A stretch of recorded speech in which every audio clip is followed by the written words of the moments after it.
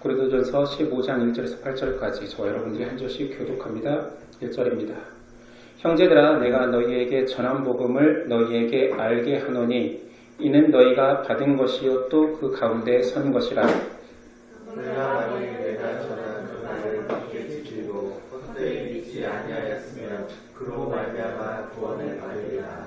내가 받은 것을 먼저 너희에게 전하였노니 이는 성경대로 그리스도께서 우리 죄를 위하여 죽으시고 장사지대와 주셨다나 성경대로 사흘만에 다시 살아나사 게바에게 보이시고 후에 12 제자에게와 후에 500명 후에 일시에 보이셨나니 그 중에 지금까지 대다수는 살아있고 어떤 사람은 잠들었으며 그 후에 야고보에게 보이셨으며 그 후에 모든 사도에게와 맨 나중에 만삭되지 못하여 난 자 같은 내게도 보이셨느니라. 아멘. 오늘 제목은 부활을 살라입니다. 우리는 코로나19로 인해서 예배를 중계하는 특별한 시간을 보내고 있습니다. 이 시간을 통하여서 우리는 세 번째 시간 신앙생활의 기본에 대해서 묵상해보려 합니다. 오늘은 신앙생활의 근간이 되는 핵심이며 기둥이 될 수 있는 주제인 부활에 대해서 나누려고 합니다. 부활하면 성경에는 부활장이라 이름 붙은 고린도전서 15장이 있습니다. 고린도전서는 바울이 세운 교회지만 바울이 순례 전도자로 살아가면서 그곳을 떠난 이후에 고린도 교회가 많은 문제를 야기했습니다. 개인 도덕의 문제뿐만 아니라 영적인 문제까지 그 모든 질문에 대한 답변과 또는 책망 권면이 고린도 전후서입니다.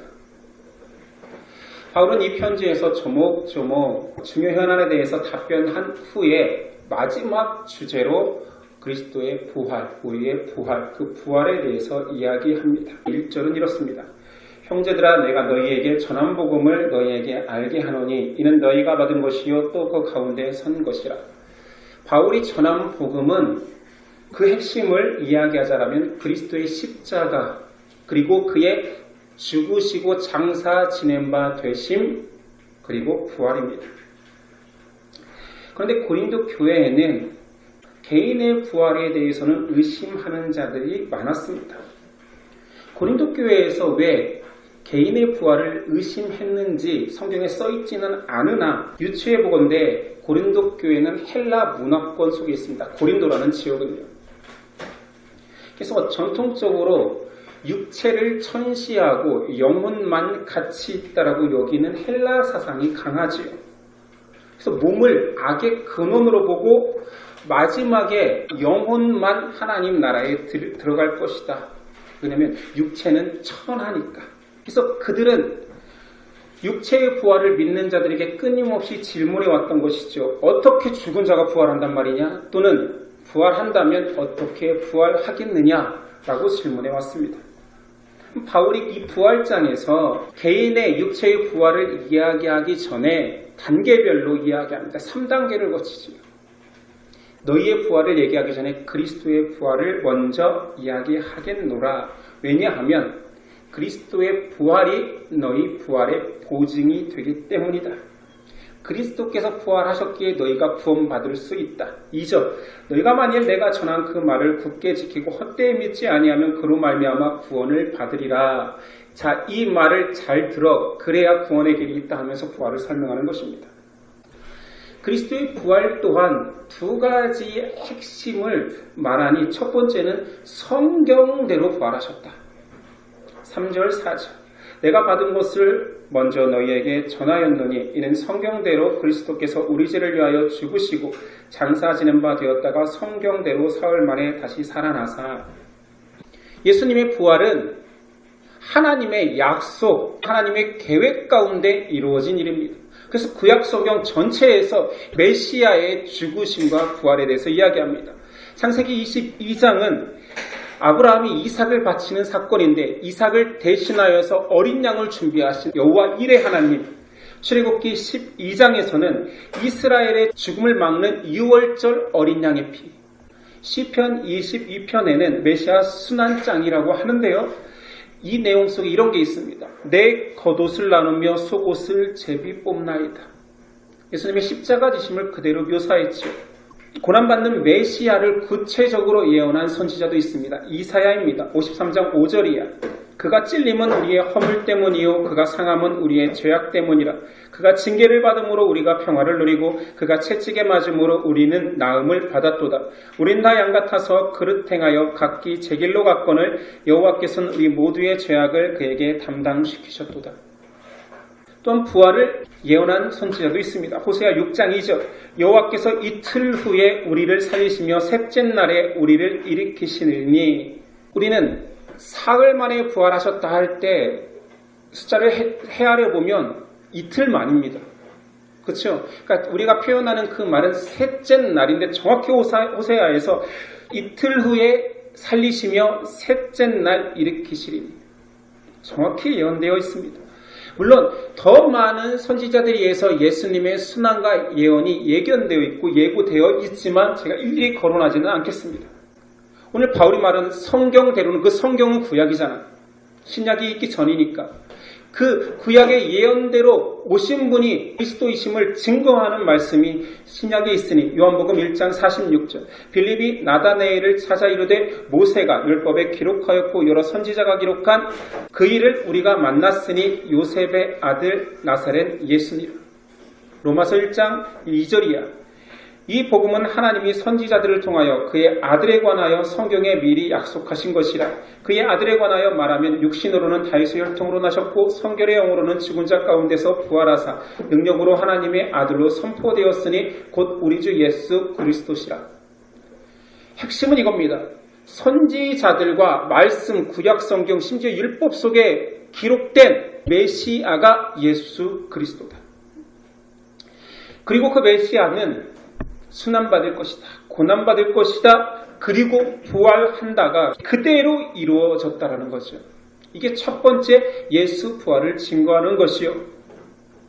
두 번째 예수님의 부활을 증거하는 직접적 증거는 사람들입니다.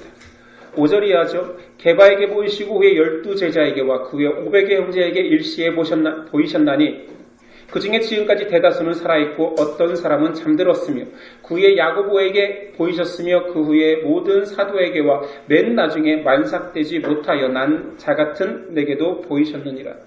게바는 베드로죠. 12제자, 500의 형제, 야고보 모든 제자들. 그 속에 우리가 알고 있는 성경에 기록된 막달라 마리아, 엠마오로 가는 두 제자들이 포함되어 있고 마지막에 자신을 낮추어서 만삭되지 못한 나 바울도 예수님의 부활의 목격자다. 그리고 이 서신서를 쓰는 25년이 지난 지금 시점에서 그 부활의 목격자들이 살아있고 증거하고 있도다. 예수님의 부활은 역사적 사실입니다. 부활의 증언은 목숨 걸고 증언한 것입니다. 내가 핍박당해 죽을 수도 있지만 예수님은 부활하셨다 말하면서 죽은 수많은 증인들에 의해서 역사적 사실임이 증언되었고 심지어 그 사실을 제자인 도마도 믿지 못했지만 난 예수님을 직접 대면하여서 그의 못자국, 창자국을 만져보지 않으면 못 믿겠다 했을 때 예수님이 직접 보여주시고 믿게 했습니다. 이 역사적 사실임을 증언하기 위함입니다. 바울은 두 번째 핵심으로 가니 그리스도의 부활로 인해 우리의 부활이 가능하다 이 얘기를 합니다. 15장 20절이 합니다. 그러나 이제 그리스도께서 죽은 자 가운데서 다시 살아나사 잠자는 자들의 첫 열매가 되셨도다. 사망이 한 사람으로 말미암았으니 죽은 자의 부활도 한 사람으로 말미암는도다. 아담 안에서 모든 사람이 죽은 것 같이 그리스도 안에서 모든 사람이 삶을 얻으리라. 그리스도께서 죽으시고 부활하신 이유는 우리 때문이다. 우리가 죽을 수밖에 없는 존재지만 그리스도의 부활이 첫 열매가 된 것처럼 우리가 그리스도 안에서 그 다음 열매가 된다. 우리도 부활에 참여한다 이것입니다. 그러니까 우리의 부활이 목적되었기에 예수님이 부활하셨다는 거죠. 예수님의 부활이 필요한 이유가 우리의 부활 때문이었습니다. 우리는 신앙을 추구함에 있어 신앙함에 있어 그 진리대로 살아가는 기쁨이 있을 수도 있습니다. 그것은 그냥 신앙생활이지요. 복되고 좋은 가치 가운데서 내가 변화되고 이 자체도 의미 있을 수 있습니다. 그런데 만약에 우리 신앙 속에 부활이 없다면, 우리가 영원히 사는 천국에 가지 못한다면 여기서 신앙할 사람이 몇이나 있을까요? 제가 세례받을 때에는 세례 문답만 있지 않고 그 전에 한 6개월 전에 학습 문답 이후에 세례 문답하고 세례를 주었습니다. 제가 학생 때 세례 문답 받은 교회와 학습 문답 받은 교회가 달랐어요. 학습 문답 공부를 하여서 목사님 앞에 섰는데 목사님이 이렇게 질문하는 거예요. 자네는 왜 교회 다니는가? 제가 이렇게 여러 가지 고민하다가 이렇게 대답을 했어요. 하나님을 영화롭게 하고 영원히 그를 즐거워하기 위한 뭐 있잖아요.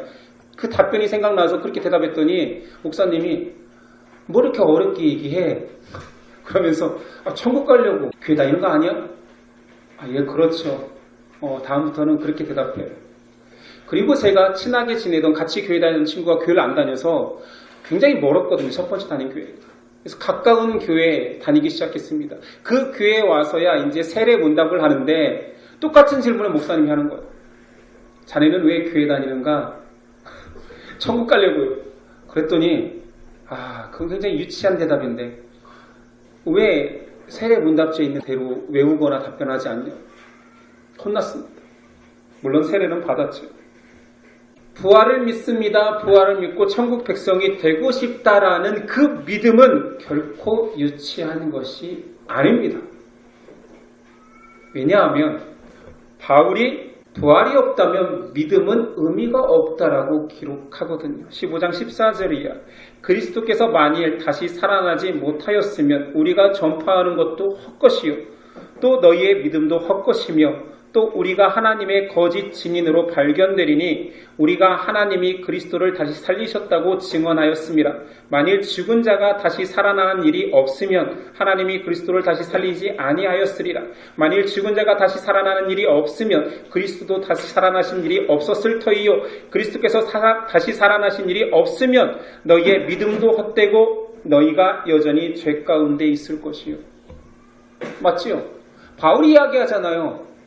부활이 없다면 너희 믿음이 아무 의미가 없다. 너 왜 신앙생활 하느냐? 부활하려고요. 천국 가려고요. 맞잖아. 바울도 그렇게 증언하는데요. 그것이 없다면 우리가 과연 믿음이 힘을 낼 수 있을까? 우리의 영원한 가치가 그 부활이라는 가치가 없으면 네가 과연 신앙생활하는 게 의미가 있겠느냐? 없다. 헛되다. 우리의 부활이 없다면 그리스도의 죽으심과 부활도 의미가 없다라고 말합니다. 그리고 19절 만일 그리스도 안에서 우리가 바라는 것이 다만 이 세상의 삶뿐이면 모든 사람 가운데 우리가 더욱 불쌍한 자니라. 부활이 없고 우리가 살아가는 이 생의 삶만 있다면 너희는 가장 불쌍한 자야. 헌신하고 양보하고 사람들에게 저주지는데 이 세상의 삶밖에 없다라면 너 진짜 불쌍하다요. 왜 이렇게 불쌍하게 사니? 부활이 없으면 그런 것입니다. 반대로 부활이 있다라면 가장 행복한 자입니다. 바울이 이것을 강조하고 싶습니다. 기독교의 행복은 현세적인 것이 아니라 궁극적으로 부활을 사모하는 내세적인 복이 핵심입니다. 첫 번째 그리스도의 부활로 인한 우리의 부활 다음에 바울이 강조하는 것은 부활을 의심하는 고린도 교인들에게 했던 그 답변이죠. 우리의 몸이 어떻게 부활하나? 바울이 예를 듭니다. 이건 35절 이하의 내용이지요. 식물이 씨앗이 있다. 이 작은 씨앗이 썩어지고 죽어질 때 싹이 난다. 새 생명이 나와서 어떤 씨는 채소가 되고 어떤 씨는 꽃이 되고 어떤 씨는 나무가 된다. 이렇듯 우리의 몸도 죽어지고 썩어지지만 부활의 새로운 형체를 잇게 된다. 이 첫 번째 예와 두 번째는 동물의 몸은 물속에 살면 물에 살 수 있는 몸이 되고 하늘에 살면 하늘을 날 수 있는 몸이 되고 육지에 살면 육지의 몸인 것처럼 성도가 부활의 때가 되면 하늘에 속한 육체, 하늘에 속한 영광의 형체를 갖게 될 것이다. 이런 표현을 썼습니다. 진화론자들이 많이 강조하는 배아줄기세포 사진을 보셨습니까? 배아 줄기세포 당시의 현미경으로 보면 거의 흡사하다라는 거예요. 이게 사람인지 원숭이인지 물고기인지 새인지 거의 똑같다라는 거죠. 저는 오늘 바울이 배아 줄기세포를 보는 자였다라고 그렇게 설명했을 것 같아요. 세포 때에는 다 똑같아 보인다. 그런데 어떤 세포는 분화하여서 물고기가 되고 어떤 세포는 분화하여서 새가 되고 어떤 세포는 분화하여서 사람이 된다. 시작은 씨처럼 작지만 전혀 다른 생명체가 되는 것처럼 너희의 이 이성으로는 이해가 되지 않지. 어떻게 육신을 가진 몸이 부활의 존재가 되냐고. 하나님이면 가하다. 하나님이 하나님의 백성이 살 수 있는 하나님의 나라를 만들어 놓고 하나님의 때가 되면 동물이 각 환경에 의해서 살 수 있는 몸이 되든 형체가 되든 마지막 때 재림의 때가 되면 하나님 나라에 합당한 부활체가 될 것이다. 이런 표현을 한 것입니다. 고린도전서 15장 40절이야. 하늘에 속한 형체도 있고 땅에 속한 형체도 있으나 하늘에 속한 것에 영광이 따로 있고 땅에 속한 것에 영광이 따로 있으니 해의 영광이 다르고 달의 영광이 다르며 별의 영광도 다른데 별과 별의 영광이 다르도다. 죽은 자의 부활도 그와 같으니 썩을 것으로 심고 썩지 아니할 것으로 다시 살아나며 욕되는 것으로 심고 영광스러운 것으로 다시 살아나며 약한 것으로 심고 강한 것으로 다시 살아나며 육의 몸으로 심고 신령한 것으로 다시 살아나나니 육의 몸이 있은즉 또 영의 몸도 있느니라. 바울도 정확히 지금 한계적이고 죽을 수밖에 없는 육체와 부활의 육체가 이러이러한 성분이 다르고 이렇게 바뀐다라고 말하지 않지만 자 지혜 있는 자 보아라. 너희는 씨가 어떻게 식물이 되는지 모르지 않느냐? 다르다. 너희는 여러 가지 분자들이 모여서 해가 되고 달이 되고 별이 되는 것을 모르지. 지금 우리 육체가 어떻게 부활 영광의 형체가 되는지 모를 뿐이지 씨앗이 썩어서 죽은 것 같은 그 씨앗이 나듯 우리의 육체가 변화되는 때가 있다. 이 이야기를 하는 것입니다. 마지막 때 우리의 몸은 부활체로 살아납니다. 우리의 영혼만 천국에 들어가는 것이 아니라 정확히 예수님은 죽은 자의 몸도 다시 육체가 살아나는 부활체를 얻게 될 것이라고 성경은 증언합니다. 자, 그렇다고 부활을 내세의 결과로만 받아들이는 신앙도 문제는 있습니다. 지금 부활이 중요한 이유를 이렇게 표현합니다. 그가 모든 사람을 대신하여 죽으심은 살아있는 자들로 하여금 다시는 그들 자신을 위하여 살지 않고 오직 그들을 대신하여 죽었다가 다시 살아나신 이를 위하여 살게 하려 함이라. 그러므로 우리가 이제부터는 어떤 사람도 육신을 따라 알지 아니하노라. 비록 우리가 그리스도의 육신을 따라 알았으나 이제부터는 그같이 알지 아니하노라. 그런즉 누구든지 그리스도 안에 있으면 새로운 피조물이라. 이전 것은 지나갔으니 보라 새 것이 되었도다. 부활은 미래적인 일이지만 그리스도의 부활 때문에 부활 소망이 심겨진 자는 새로 태어났다.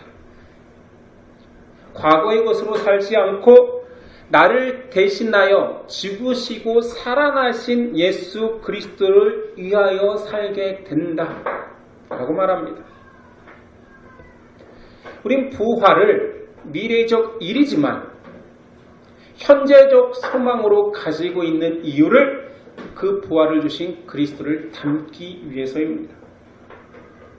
세상의 가치는 무분별하게 우리에게 속하여 옵니다. 어쩌면 우리가 그 세상 문화 속에 빠져버리는 것일 수도 있습니다. 그 세상 문화 속에서 우리를 지킬 수 있는 것은 그리스도를 닮아가는 걸음걸음을 살 수 있는 것은 부활 소망입니다. 바울은 그 당시에 가장 강력한 로마 시민권자였습니다. 그러나 그 모든 권리를 포기하고 하늘의 시민권자로 살겠다. 그 결과로 인해서 핍박이 있어도 괜찮다. 나는 하늘의 시민권을 가졌다. 부활 소망의 정체성을 가지고 있었습니다. 고린도 교인들이 내용 자체를 믿고 안 믿고를 떠나서 그것을 믿지 않기 때문에 생기는 결과물이 뭐였냐면은 내세를 소망하지 않고 현세를 즐기는 신앙을 했다라는 거죠. 나의 부활에 집중하지 않으면 생기는 결과물은 뭐냐? 현세에 너무 세속적으로 변한다는 거죠. 내세 부활보다 현세 축복을 원하기 때문입니다. 우리도 마찬가지 아닌가요? 여러분이 지금 신앙하면서 부활을 망각한다면 나중 내가 완벽한 영광의 형체로 변화될 날을 꿈꾸거나 소망하지 않는다면 오늘이 중요하고 내일이 중요한 것입니다. 사람은 그런 존재죠. 우리는 우리의 수준을 압니다. 여러분 그렇게 수준 높은가요? 그리스도의 십자가를 묵상함만으로 그리스도가 나를 너무 사랑하셨어. 나도 그 사랑에 보답하며 살아야 되라고 걸어갈 수 있는 사람은 지극히 드물다니까요. 그래서 바울이 너희에게 부활이 없다라면 무의미하다. 너희 신앙 자체가. 너희가 전하는 복음도 무의미하다. 오늘을 열심히 사는 것도 무의미하다. 그렇게 안 된다가 더 정확한 말이죠. 그리스도를 사랑한다고 부활 없이 고난받고 죽어버린 예수 그리스도만 사랑한다고 과연 너희가 그런 사람일까? 자문하는 거예요. 아니다라는 거죠. 부활의 핵심이라는 것입니다. 그러니 여러분들이 부활을 묵상하지 않고 내가 더 성결한 그리스도를 닮아가겠다, 십자가의 길을 가겠다, 포기하는 삶을 살겠다가 안 된다라는 것입니다. 나는 신앙생활하는데 왜 이렇게 변화되지 않지? 부활을 묵상하십시오. 부활을 묵상하면 당연히 그리스도의 십자가가 떠오릅니다. 부활의 시작이 십자가로부터 시작된 것이니까요. 사람은 부활을 알아야 십자가의 삶을 살아갑니다. 자꾸 내가 신앙생활하면서 욕심꾸러기가 됩니까? 부활을 떠올려 보십시오. 아니 마지막 날 내 육체조차도 다 썩어지고 없어진 이후에야 영광을 힘입은 존재가 될 텐데 그거 뭐 가지려 합니까? 부활을 고백하는 자만이 사방으로 에워싸움을 당해도 견딜 수가 있습니다. 그건 인격으로 견뎌내는 것이 아닙니다. 부활의 능력으로 인내하는 것입니다. 그래서 우리 신앙의 토대는 부활입니다. 수많은 종교들, 우리로서는 미신이지만 그 종교들 속에 없는 것은 바로 부활입니다. 그 속에 사랑도 있습니다. 고행도 있고 수행도 있고 놀라운 변화도 있습니다. 그런데 부활은 없습니다. 모든 종교의 창시자들은 다 죽었습니다. 그러나 예수 그리스도는 부활하셨고 그 부활의 이유가 우리의 부활을 위함이었습니다. 우리는 허공 위에 토대를 세운 종교가 아닙니다. 분명한 그리스도의 부활의 역사적 사실 속에 우리의 믿음의 토대가 세워진 것입니다. 바울의 고백이 이렇습니다. 부활 때문에 나는 날마다 죽을 수 있다. 고린도전서 15장 31절 형제들아 내가 그리스도 예수 우리 주 안에서 가진 바 너희에 대한 나의 자랑을 두고 단언하노니 나는 날마다 죽노라. 이 표현은 부활을 계속 이야기하는 중간에 나온 것입니다. 내가 부활을 믿기 때문에 너희한테 죽어줄 수 있다. 고린도 교회 성도들 너희한테 내가 양보할 수 있다. 나의 생명까지도 너희에게 나눌 수 있다. 이유는 부활이 있기 때문에. 그래서 나는 날마다 죽을 수 있다라는 것은 부활을 전제로 한 고백입니다. 부활이 없는 신앙인들은 굉장히 경박해집니다. 부활이 없으면 오늘을 살기 때문입니다. 32절 내가 사람의 방법으로 에베소에서 맹수와 더불어 싸웠다면 내게 무슨 유익이 있으리요? 죽은 자가 다시 살아나지 못한다면 내일 죽을 터이니 먹고 마시자 하리라. 바울은 굉장히 솔직합니다. 내가 에베소의 수많은 핍박, 그걸 맹수로까지 표현했어요. 싸운 이유, 부활이 없었다면 나는 그렇게 안 싸웠다. 그리스도의 십자가를 전하며 그렇게 고난받을 이유가 없다. 나도 그들처럼 오늘 먹고 마시자 했을 것이다. 부활이 없는 인간의 존재는 한없이 가벼워집니다. 아닌 척하지만 고상한 척하고 고귀한 척하지만 부활이 없는 그 사람들의 결론은 그 스스로 신이 된다라는 교만 속으로 빠지거나 아니면 결국 오늘 양보한 것을 내일 즐기고 먹자 할 뿐입니다. 아닙니까? 살아보면서 사람들을 보면서 못 느끼십니까? 신앙인조차도 부활이 약해질 때마다 오늘 먹고 내일 마시자라는 삶으로 변화됩니다. 여러분 어떤 신앙하고 싶습니까? 어떤 사람으로 살고 싶습니까? 그리스도를 닮아가는 성도 되려고 신앙하십니까? 신앙을 통해 나 잘되는 것들을 꿈꾸며 사십니까? 부활을 소망하며 현세에서 모든 가치로부터 자유하고 싶습니까? 아니면 여전히 그 가치들을 모으기 위해서 혈안이 된 인생을 살고 그리고 어느 정도 모아놓고 나는 풍성하다라고 자랑하는 삶을 살고 싶습니까? 정말 고귀한 인생이 될 수도 있습니다. 그 척도가 바로 부활 소망입니다. 우리는 그리스도의 십자가의 길을 가자, 그리스도를 닮자라고 하면서 부활을 망각하면 우리의 노력과 우리의 가치와 우리의 인격으로 그리스도를 따라가려고 합니다. 아닙니다. 우리는 부활 때문에 그리스도의 부활하심이 내 부활이 되었기 때문에 그 한량없는 보답할 수 없는 은혜 때문에 십자가의 길을 걷는 것입니다. 우리 한국교회는 귀한 전통 속에 부활절과 고난주간, 사순절의 긴 기간 그리고 마지막에 고난주간, 부활절이 있는데 전 좀 바뀌어야 된다고 봐요. 그냥 의미상입니다. 그걸 뭐 순서를 바꾸자라는 것은 아니고요. 부활이 묵상되어야지만이 고난이 의미가 있습니다. 근데 한국교회 고난주간과 부활절은 고난주간 이후에 마지막 날 부활절을 지키기 때문에 고행하고 힘들고 자신을 괴롭히고 자신이 누려왔던 것들을 다 끊고 새벽기도까지 다 다닌 다음에 부활을 하니 이게 인간적이 되는 거예요.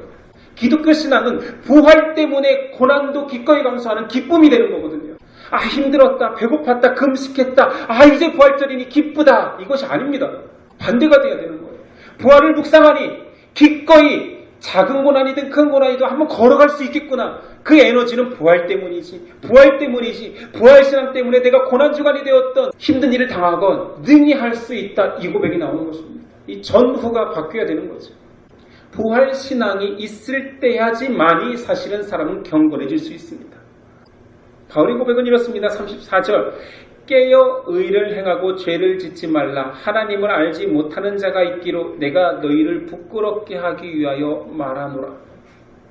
이 내용 자체가 의를 행하고 죄를 짓지 말라라는 것도 부활 속에서 나온 내용입니다. 15장 내용 속이라니까. 너희가 죄 짓지 않을 수 있는 이유도 뭐라고? 부활 소망. 너희는 존재가 다르거든. 저와 여러분 부활을 삽시다. 지금 몸은 씨앗일 뿐이다. 나의 존재는 이 씨앗이 끝이 아니라 이 씨앗이 변화되어서 나타날 생명력이다. 부활을 모르면 바울이 말한 것처럼 불쌍한 자이나 나는 불쌍한 자가 아니다. 나는 가치 있고 귀한 자다. 왜냐하면 부활을 알기 때문에. 우린 영원하고 영광스러운 몸으로 화해질 것입니다. 부활을 사는 자만 오늘의 내 자아를 죽이는 십자가의 삶을 살 수 있습니다. 바울이 그러했던 것처럼 나는 날마다 죽노라. 부활 때문에. 우리가 날마다 십자가를 진다라는 것은 부활의 소망 때문에. 부활하신 예수님을 알고 그 부활하신 예수님의 그 부활하심이 내 것이 될 거라는 것을 알기 때문에 십자가의 길을 어렵지만 두렵지만 힘들지만 걸어보는 것입니다. 다시 우리는 오늘을 살 것입니다. 내일을 살아갈 것입니다. 어떤 정체성으로 살겠습니까? 단순히 나는 교회 다니는 사람이야. 나는 예수님을 믿으니 성경 조금 읽는 사람으로 살 거야가 아니라 가장 근본되어야 되는 것은 나는 부활의 영광이 약속된 자야. 내 육신과 영혼은 영원히 살 수 있는 부활체로 주님이 재림하시는 그날 될 거야. 그러니 작은 것은 양보할 수 있어. 작은 가치 필요로 하는 자에게 줄 수 있어. 나를 애매한 고난 가운데 미워하는 자 괜찮아. 저 사람은 부활을 모르니 저러겠지. 내 가치를 모르니 그래 그냥 양보하자. 욕한다라면 뭐 욕 먹지 뭐. 저 사람이 나의 존재를 모르니. 좀 더 괜찮은 신앙이라면 저 사람도 영광에 참여해야 될 텐데. 여러분 그렇게 살아봅시다. 부활의 영광을 고백할 수 있는 자, 그래서 그리스도를 따라갈 수 있는 자로 살아봅시다. 우리에겐 부활이 있습니다. 부활 소망이 있습니다. 그러니 죽음도 두렵지 않은 것입니다. 각자 여러분의 삶 속에 적용해 보십시오. 오늘 하루를 살면서 살아가고 만나는 사람들을, 가족들을 대하면서 내가 부활 소망을 가진 자로 그를 대하는지, 가진 자로 내가 밖에 나아가서 사는지를 한번 점검해 보십시오. 왜 그 점검이 지금 시기에 좋을까요? 사순절 기간이어서요? 곧 고난주간이 와서 아닙니다. 모든 사람이 질병이라는 이 육신이 죽어버리면 끝날 것이라는 공포 속에 살고 있을 때, 심지어 예배도 못 드리게 하고 못 모이게 하는 이 질병의 상황 속에서 신앙인들조차 위축된 상황 속에서 하나님은 나의 모든 것을 아신다. 나는 부활체로 영원히 하나님 나라에 살 존재다라는 것을 알고 살아라는 겁니다. 죽음이 끝이 아닌 존재로 살아보라라는 거죠. 이 땅의 가치는 부활 앞에서 다 하찮아질 것이니까. 져줘도 된다. 양보해도 된다. 빼앗겨도 된다. 미움 받아도 된다. 이유는 하나님의 영광의 형체로 변화될 존재이니까 내가 날마다 죽어도 괜찮다. 멋있지 않습니까? 이런 신앙 언제 가지시렵니까? 언제 고백하시렵니까? 하루를 살며 이 부활의 소망을 가지고 노래하며 사시겠습니까? 오늘 부활을 사십시오. 저와 여러분들은 그리스도의 부활에 참여한 자입니다. 기도하겠습니다. 보라, 내가 너희에게 비밀을 말하노니 우리가 다 잠잘 것이 아니요 마지막 나팔에 순식간에 호련히 다 변화되리니 나팔 소리가 나매 죽은 자들이 썩지 아니할 것으로 다시 살아나고 우리도 변화되리라. 아멘. 우리가 그런 존재입니다. 그리스도께서 죽으시고 부활하신 이유가 나 때문임을 알았습니다. 그 부활 소망으로 담대히 살아내게 하여 주시고, 무엇보다도 부활 소망을 가진 우리가 세상 가치를 더 가지려 하기보다 양보하고 기꺼이 포기하여도 부활 소망 때문에 더 행복한 자, 더 감사한 자, 더 복된 자가 될 수 있도록 도와주옵소서. 예수님의 이름으로 기도드립니다. 아멘.